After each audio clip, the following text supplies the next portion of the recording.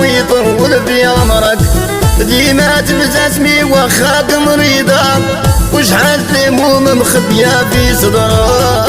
ربي يخليك لينا يا الوالدة يا دمي ما ويطول في عمرك ديما تبتسمي وخاك مريضة وشحال هموم مخبية في صدرك. ربي يخليك لينا يا الوالدة يا دمي ما ويطول في عمرك ديما تبتسمي واخاك مريضة شحال هموم مخبية في صدرك.